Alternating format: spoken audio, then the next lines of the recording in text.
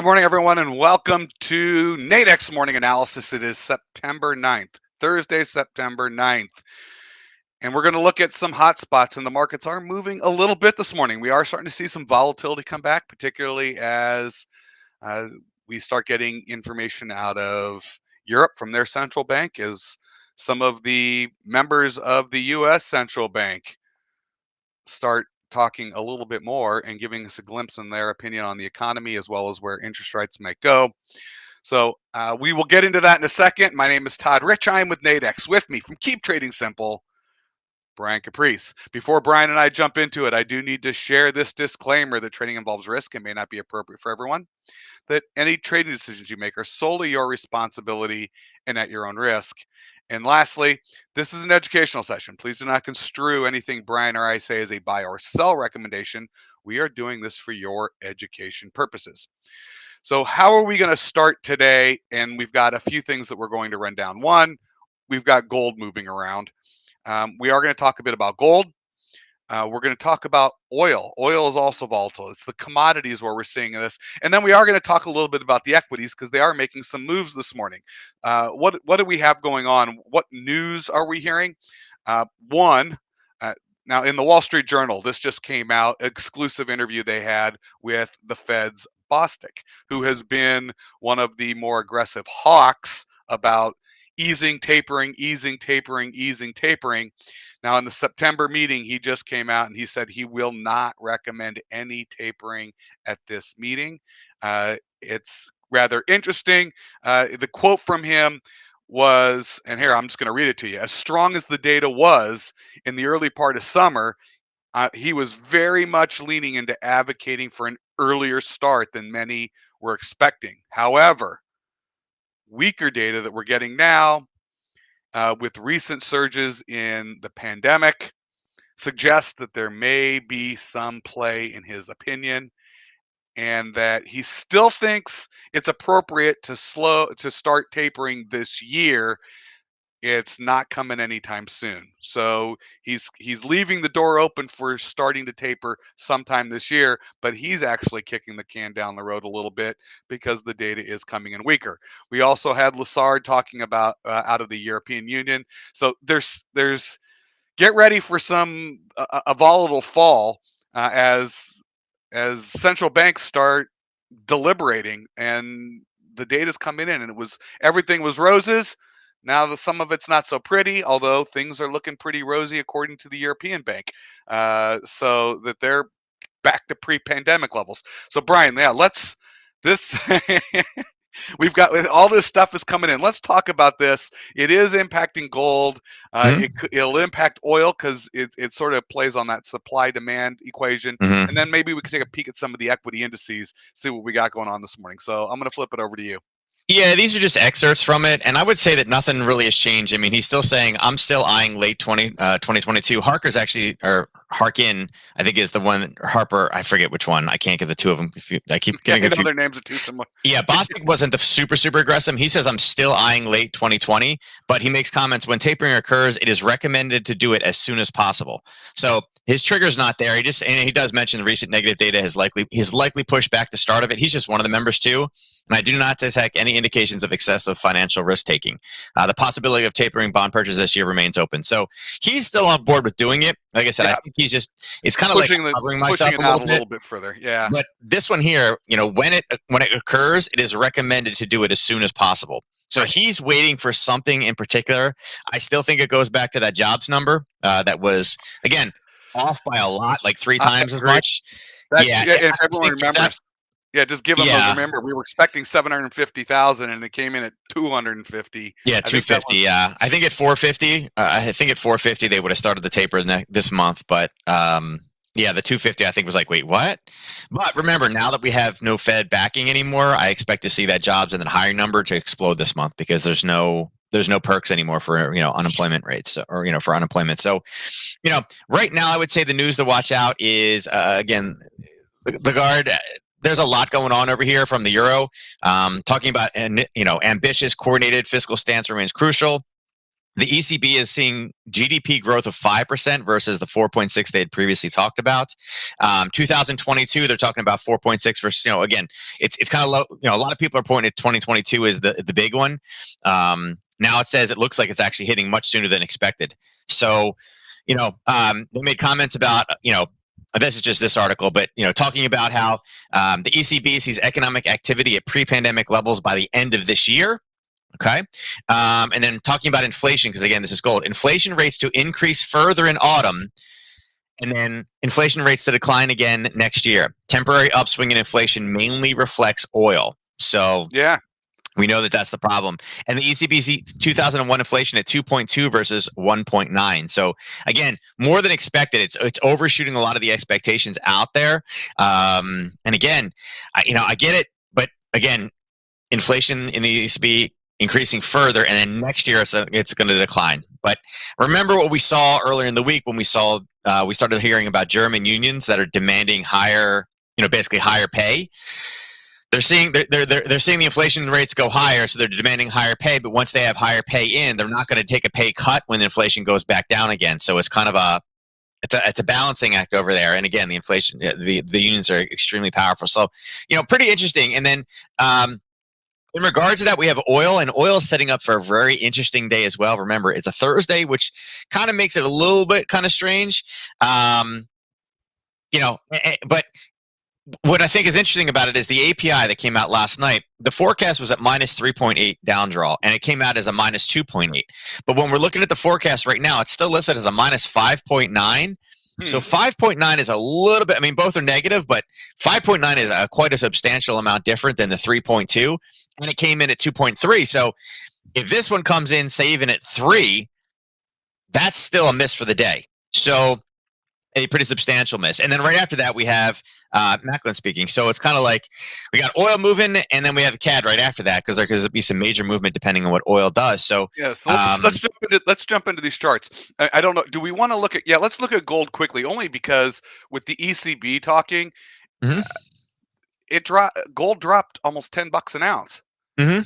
Yeah, and I would say it's the 1800 mark is with the big, again, we came back up to the 1800 at 7:30 today. They just started speaking now. So again, a lot of this is kind of that gut check reaction to, and again, it's for things like this. The ECB is not tapering yet. So everything is going to be back to normal by the end of the year. We're going to see lots more inflation, but we're not going to taper. We're not going to taper. Not yet. We're not there yet. So it's kind of like they're all waiting for one specific data point. They don't have it yet. It's kind of like, we're going to do it when we have X. Everything else is great. Again, seeing your growth at 5% versus 4.6, awesome. Seeing inflation, seeing growth, across the board, everything looks good. Seeing their total inflation at 2.2 is better than the 2. That's what they're mandated for. So it's higher. But there's one thing that I don't know what it is. Something's spooking them. And they're waiting for. Yeah, they're waiting for that one thing. Yeah, and we don't know what it is. So I just wanted to drop this up here quickly. You can see. The gold. Gold did drop $10 ounce. It's still that. It is hovering around that 18, and people are trying to hold on to it. Buyers have just started stepping in. I don't know. We take a scroll back. Gold has been getting hit pretty hard.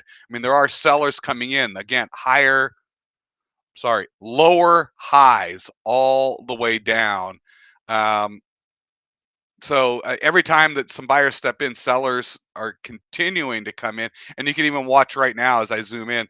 Buyers are trying to step in, and every time they step in, someone's selling it to them. So, what else do you see in there in gold? And because then I want to jump over to the oil chart.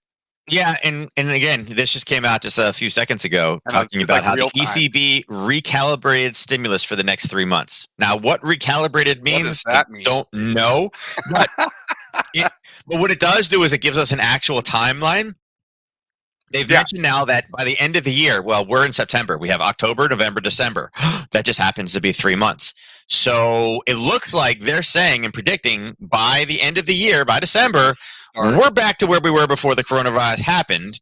And now they're saying we've changed stimulus for the next 3 months. So it looks like it's putting a target that end of the year, ECB is off to the races, and there could be some rate raising. So, it looks like, again, if they're not cutting, they're just changing the way that they're doing it. There's your first step.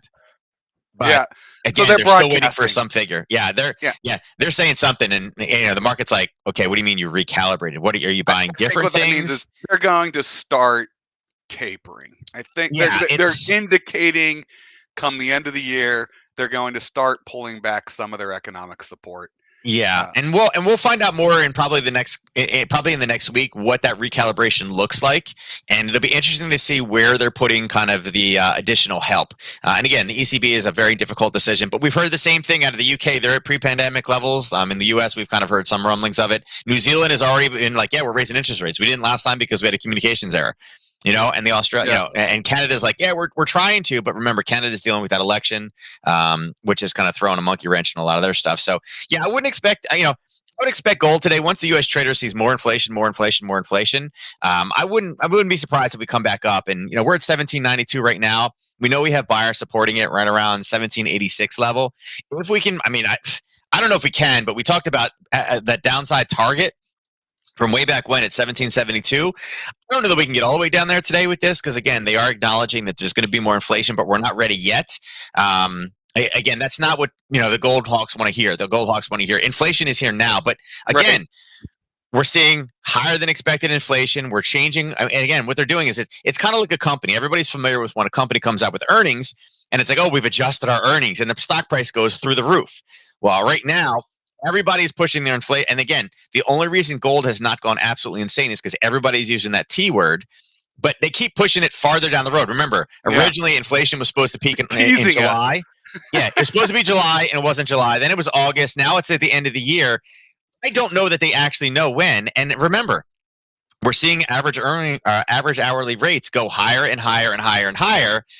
People don't like taking pay cuts. We can't hire people right now. We're seeing tons of job openings. People are not going back to work, and people are still having a very hard time finding people. So what do? They're paying more. Unless they're going to do a massive layoff, so they have to pay people less, which possibly could happen, which would also coincide with raising interest rates. It means you better start learning how to, hedge your wealth side of things, because they raise interest rates and start laying people off. That's the recipe for disaster, for a market crash. And the question is, when will that happen? And two, if that happens, expect a political party change, for the government this year. Without a doubt. There won't even be a question if there's any type of market crash. So, that's the question is the Fed now holding us off? Because if they do raise too early and the market crashes, kiss the election goodbye. So is politics now taking over the Fed, not only here in Canada as well? Yeah. So, But it would be a global, it's a global thing too. It's not just here. It's what are we seeing in Europe? yeah, but if yes, it is everywhere. But what have we heard? Even in a Canadian monetary policy statement, they said that the global economy recovery is being led by the United States. So we can say whatever we want. Other countries are even pointing the finger and saying, yeah, the recovery is being led by the United States. Look at all their data. So we can fool ourselves. It's becoming purely political at this point of why we're not raising. But there's problems down the road for that one too that we need to watch out for. All right, let's jump over to oil, because we do have that API, and let's talk about that API number comes out at. No, API is already out. EIA is coming out at 11 o'clock today, so it's not the normal. I'm sorry, EIA. Yeah, the API was yesterday. That's the industry one. The EIA, the real one, the government one. Yeah, natural gas will be at 10:30 in that normal window, followed by crude oil at 11 o'clock today. 11 o'clock.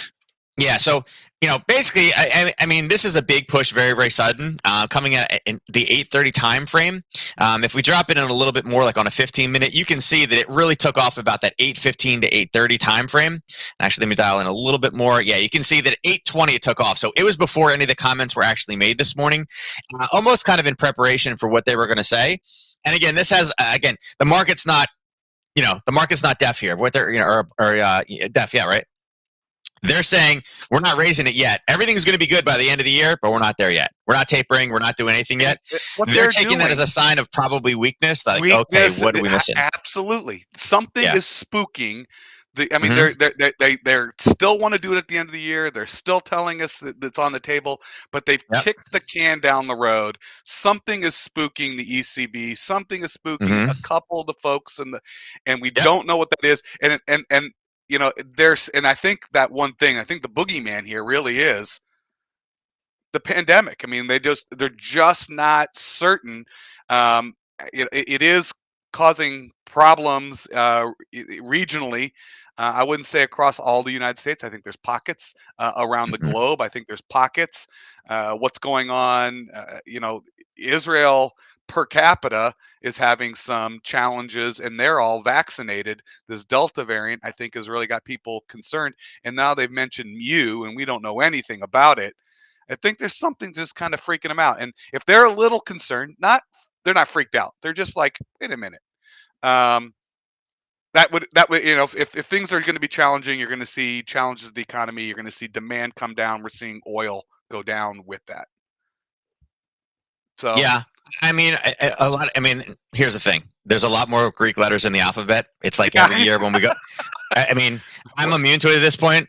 Not COVID, but I'm immune to the fact that there's another variant because there's going to there's be going to another be variant, another and there's going to variant be another variant, and there's going to be another always. variant, and there's going to be another variant. If you don't think there is, you're absolutely wrong. That's the way viruses work, guys. I mean, the flu. Every single year, there's another variant. There's another, and we call it strains over there with the flu. Coronavirus has variant, but it's strain over in the flu, and that's just how it's what it's going to be.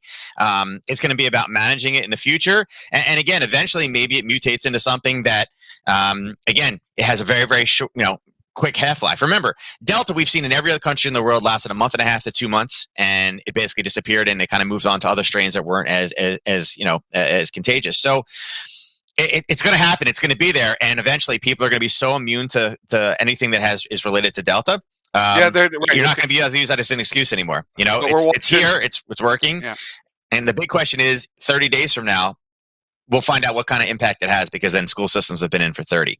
yeah. So watching oil, I mean, we're kind of watching oil unfold right in front of us. I was kind of moving kind of potential areas, and again, this is not great. There's a few hits in here.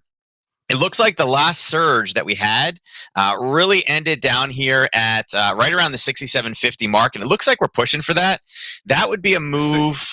Yeah, I mean, that would 68 be. is definitely. I mean, it looks like they just want to get it to touch 68. Yeah, it'll probably go through because the U.S. traders aren't in yet. So 226 is about what it's a little bit above the daily ATR. That's and really I would say probably like in this range right in here, and that's 67.80 to 67.60 ish. That's the last time we really had any decent kind of like strong pushes down that were kind of stabilized there. I would say, if anything, right now, again, traders are looking at that API number and saying, "Holy crap, that was a big miss. This is going to be way down today." This could definitely be a big mover for oil. But remember, when a lot of this movement happens pre-market, it's more positioning than is anything It's else. a setup for the trade. So Yeah, this is yeah. going to I be mean, interesting. 11 a.m. 11 a.m. is going to be a little fun, isn't it? Yeah, because remember, if this comes in as like a -3, it's going to print as a green or a red number for oil. Well, the price of oil is already shot down. People will see this red number and go, "Oh my God, it wasn't as bad. We got to start selling oil." Well, a lot of the oil movement has already happened now, kind of in the pre-market time frame.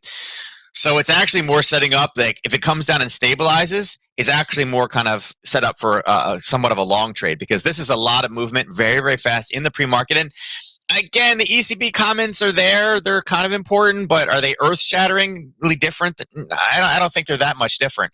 Again, the 3-month window, I think everybody expected the ECB because we've had great data. I think they expected them to start it now. It's the unknown that we're not sure about, and I think that's really what's controlling this right now. And Yeah. again, Canada speaks in a few hours at 12 o'clock today. We'll see what Macklin has to say as well.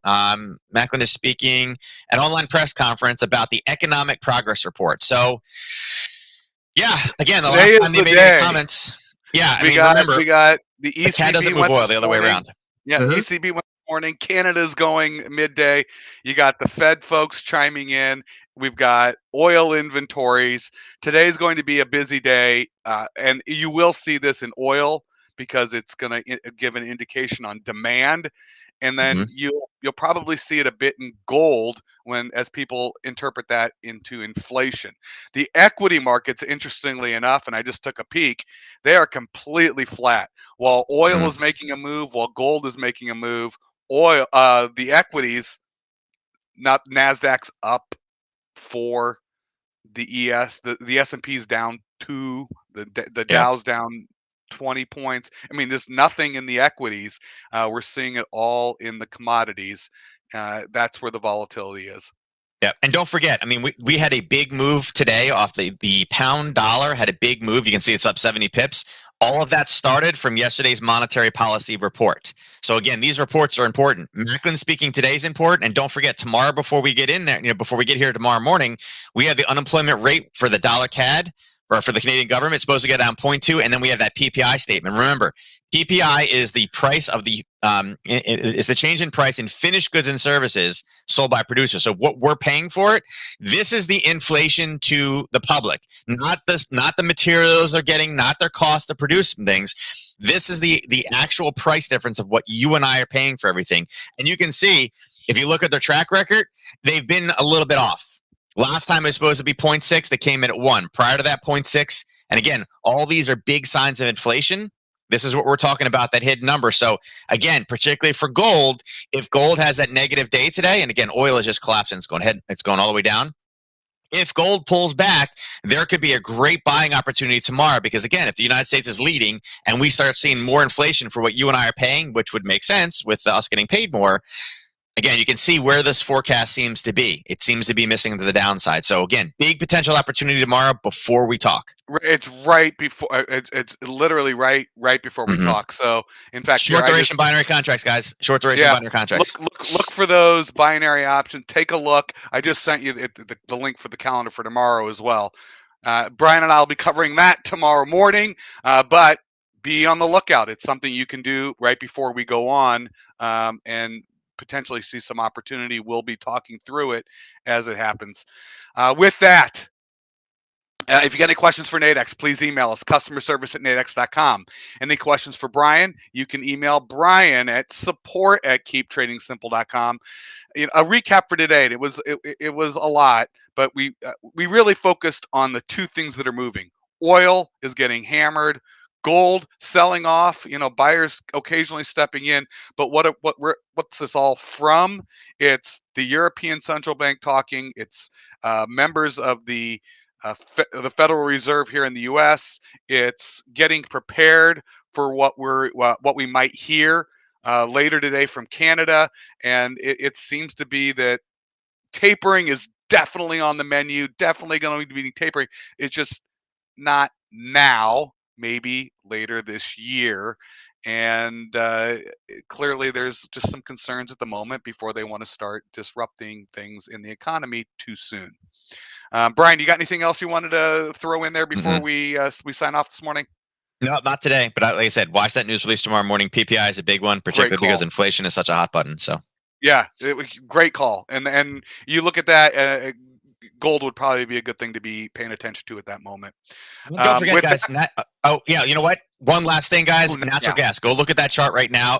I'm on the 30-minute on my chart right now. If you can see it, I don't know if you can see it in the little picture or not. Here's natural gas. This is what it did in the overnight. It had a huge spike up yesterday and has been kind of basing on the top. It's kind of like a cliff. Don't forget, 10:30 today is the natural gas inventory report, and then again, oil 30 minutes afterwards. So it is kind of set up in an interesting spot. God, I hope it doesn't get to $5 because I need to fill it before winter. But yeah. But again, hopefully this is where it bases and doesn't keep going higher. For my sake, it can go to $10 after I fill the tank, but just let me do it before So, oh Lord, yeah. Oi. All right. And thank you for joining us, everyone. I want to give you some time to get ready for when the equity markets open in 22 minutes. Good luck in the markets. Brian and I will catch you again tomorrow morning.